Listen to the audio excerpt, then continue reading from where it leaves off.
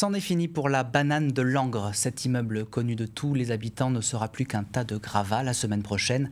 Ce mardi marquait le premier jour de sa démolition. Beaucoup auraient aimé voir l'édifice réhabilité, mais la municipalité en a décidé autrement. Vous voyez ce reportage de Marie-Galante Fontan. Des premiers coups de pelle sur un bâtiment qui aura marqué les Langrois. Bernadette Descharmes y a vécu ses 4 premières années d'enfance. Compliqué d'imaginer Langres sans son emblématique banane. C'est un peu nostalgique pour moi.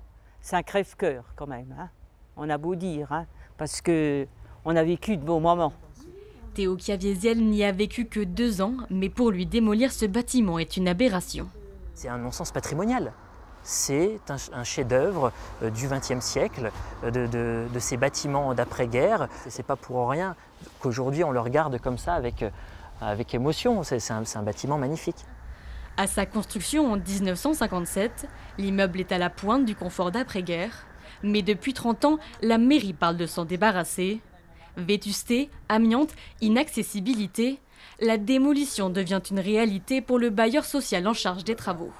C'est une volonté finalement des municipalités successives de Langres de démolir cet immeuble qui a été inscrit en 2007 à démolir dans le plan de sauvegarde et de mise en valeur du centre historique de Langres. Donc c'était un choix de l'époque et ce choix nous interdisait de faire tous travaux de réhabilitation d'ampleur. Le plan de sauvegarde ne permettrait que de reconstruire sur 1/3 de la parcelle. Et avec une population décroissante, la priorité n'est pas donnée au logement. Pour la municipalité, le choix est aussi économique. La réhabilitation était très compliquée, surtout qu'il fallait déloger les habitants pour enlever l'amiante dans tout le bâtiment et refaire une rénovation phonique et thermique qui leur aurait sûrement coûté beaucoup d'argent et l'investissement n'aurait pas été à la hauteur des retours. À la place, la mairie voudrait agrandir le camping municipal.